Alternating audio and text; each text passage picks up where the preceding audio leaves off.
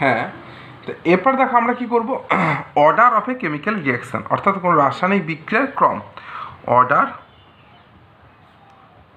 Of এ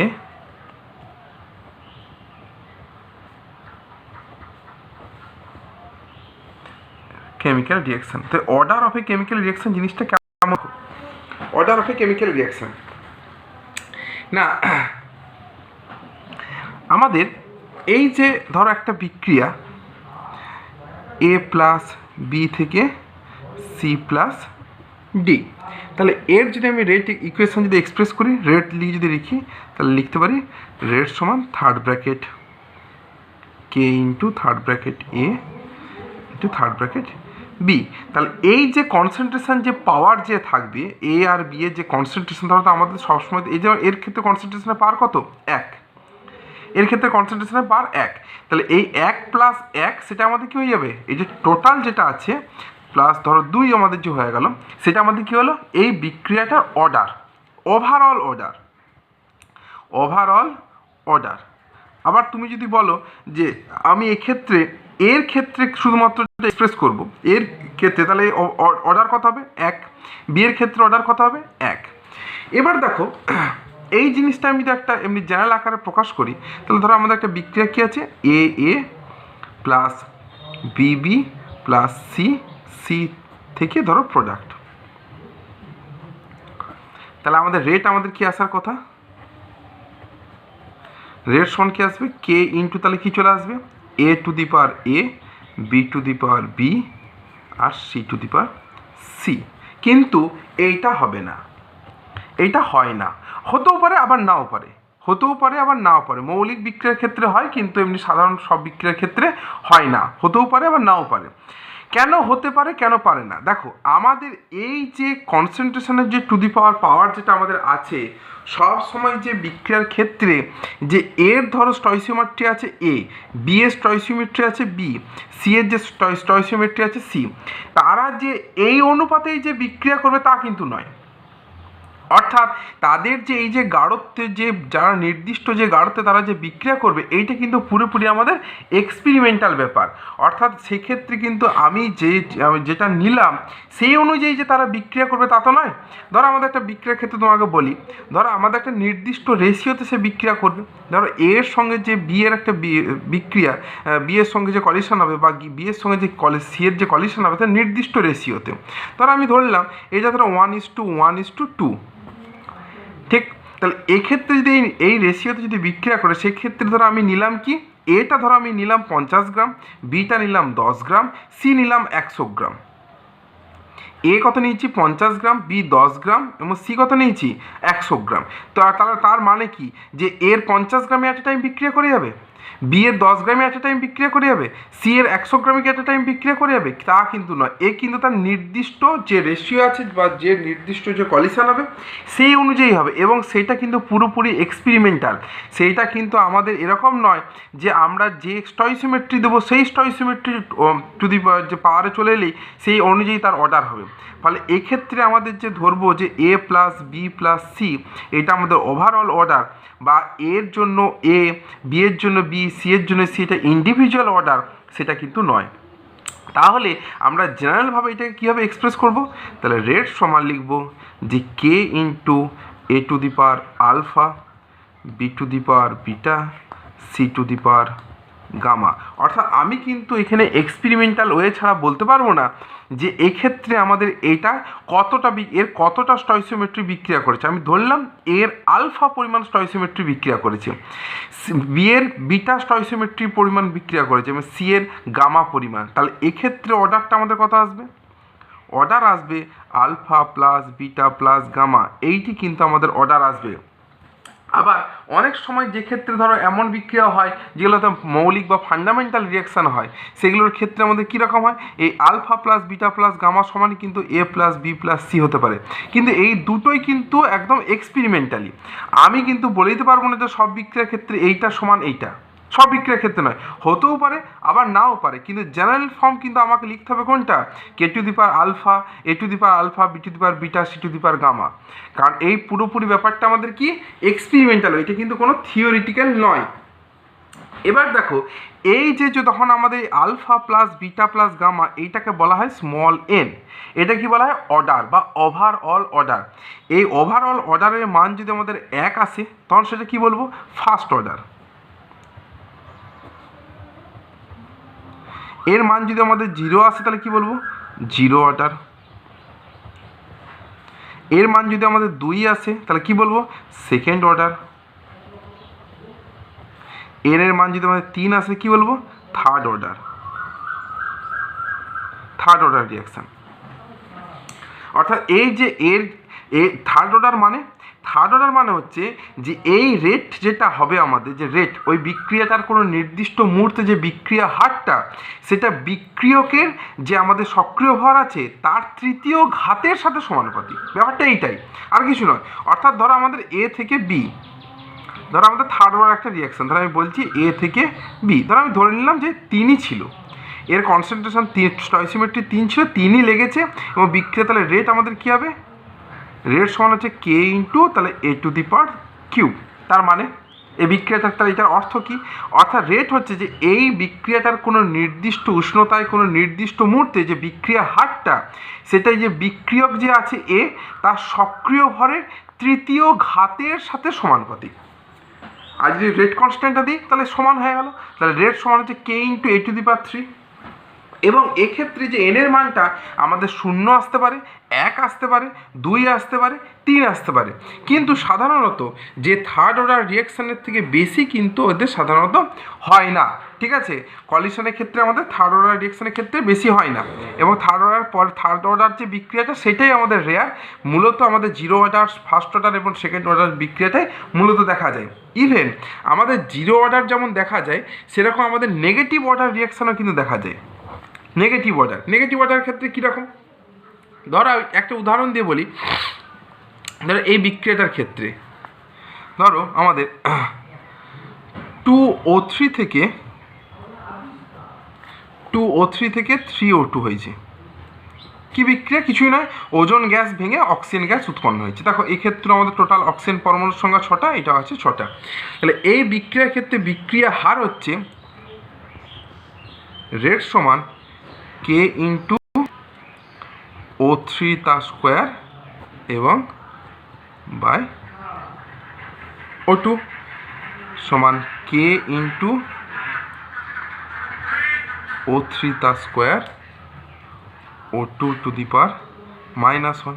তাহলে দেখো এই বিক্রিয়াটার ক্ষেত্রে O2-র সাপেক্ষে যদি আমি বিক্রিয়া হার যদি বলি তাহলে সেটা কত হলো আমাদের, দেখো -1। তাহলে এটা আমাদের বিক্রিয়া হারটা আমাদের কী হচ্ছে নেগেটিভও আমাদের আসতে পারে। অনুরূপভাবে এই বিক্রিয়া কিন্তু আমাদের 0 অর্ডারও আসতে পারে, আবার ফার্স্ট অর্ডারও আসতে পারে। দেখো জিনিসটা কেমন, দেখো তাহলে আমাদের দেখো 0 অর্ডার বিক্রিয়ার ক্ষেত্রে একটা বলি উদাহরণ দিই। 0 অর্ডারের ক্ষেত্রে 0 ক্ষেত্রে তো 2HI থেকে H2 প্লাস I2, এই দুটোই ধরো আমাদের গ্যাসিয়াস স্টেটে আছে। কোন সারফেসে নেওয়া হয় না, সোনার একটা পৃষ্ঠতলে নেওয়া হয় অতি উচ্চ চাপে।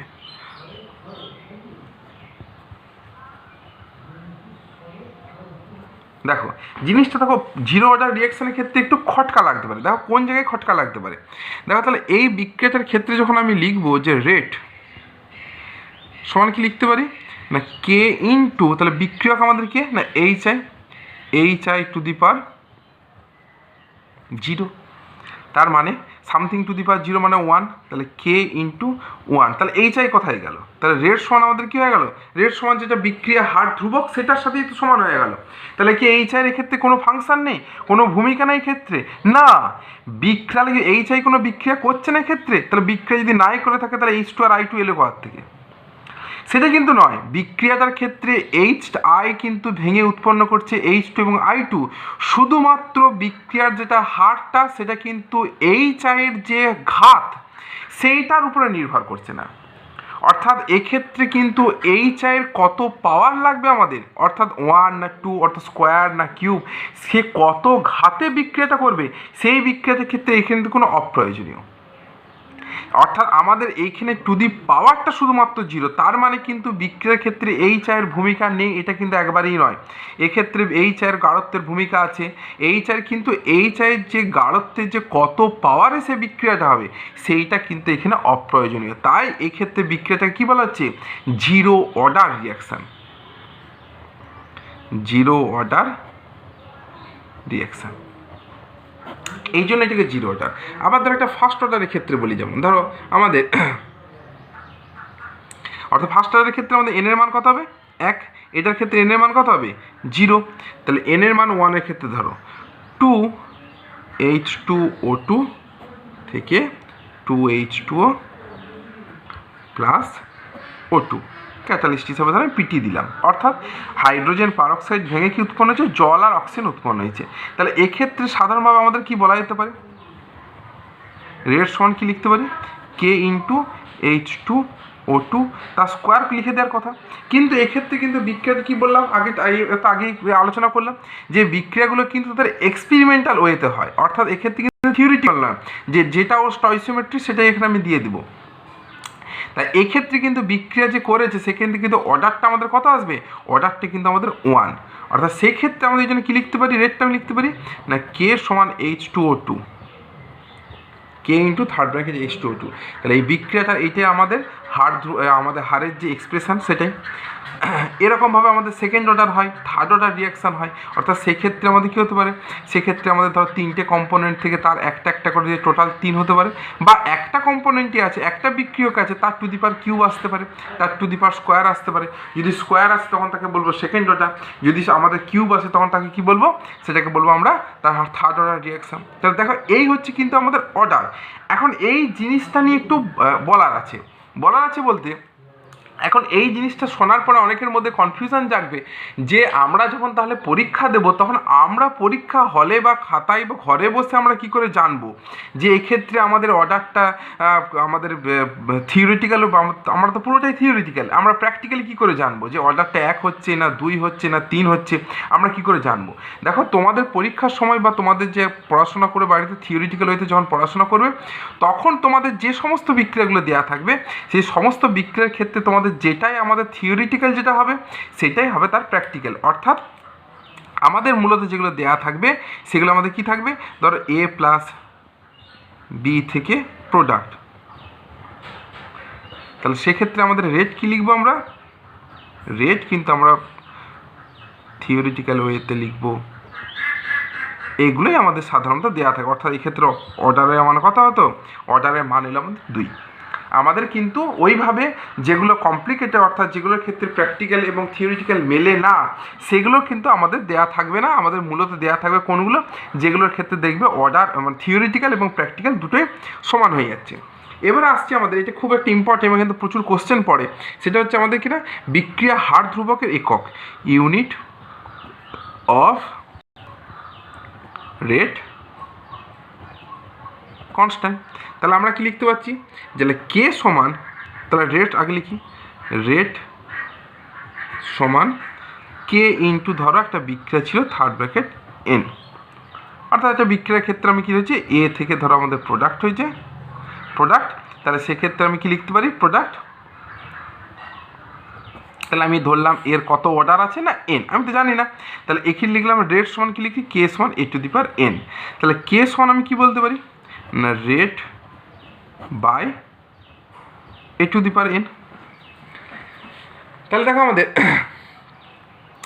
রেট সমান আবার কি আমাদের আমরা পেয়েছিলাম যে ধরো ডিএ বাই ডিটি, অর্থাৎ মোল পার লিটার পার সেকেন্ড বা মিনিট। আবার এইটার ক্ষেত্রে আমরা কি লিখবো? এটাও তো একটা গাঢ়ত্ব, এটা আমাদের কী হবে না মোল পার লিটার, কিন্তু সেটা টু দি পাওয়ার কী হবে? এন। দেখি এর ক্ষেত্রে লিখি, তাহলে প্রথমে আগে মোল পার লিটার, এটা হলো আমাদের এই যে এর গাঢ়ত্ব, এরপর বাই সেকেন্ড, এটা হচ্ছে টাইমটা, আর এইটা আবার আমাদের কি মোল পার লিটার টু দি পাওয়ার কিন্তু এন। কেন না আমি তো এই গাঢ়ত্বের কতটা কনসেন্ট্রেট আমি তো জানি না, এদের পাওয়ারে আমাদের এন যেহেতু আছে তাহলে আমাকে এখানে কনসেন্ট্রেশনের ইউনিট আমি লিখলাম, এবার পাওয়ারে যা আছে সেটা আমি লিখতে হবে আমাকে। তাহলে সেক্ষেত্রে আমাদের ওভারঅল কী আসবে? দেখো mole litre inverse to the power 1 minus n second inverse.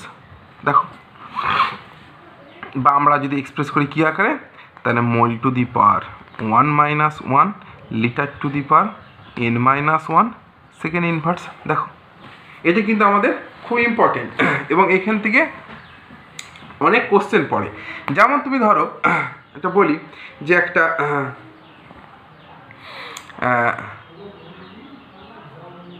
একটা বিক্রিয়ার ক্ষেত্রে দেখাচ্ছি, একটা উদাহরণ দেখাচ্ছি। আবার ধরো এটার ক্ষেত্রে আমাদের যদি এটিএম আকারে যদি প্রকাশ করি, এটিএম আকারে যদি আমাদের যদি কনসেন্ট্রেশনগুলো হয় কিসে, সক্রিয় ভরগুলো আমাদের কিসে, চাপে যদি হয়, তাহলে দেখো আমাদের কে এর ক্ষেত্রে আমরা কী লিখবো, এটিএম কে সমান ATM second inverse by ATM to the power n। তাহলে ATM to the power 1 minus n second inverse. তাহলে আমরা কিন্তু সহজেই এই আমাদের রেট কনস্ট্যান্ট দেখো মান আমাদের মুখস্থ রাখার কোনো প্রয়োজন নেই, আমরা কিন্তু দেখো সহজেই এক্ষেত্রে বার করে নিতে পারবো।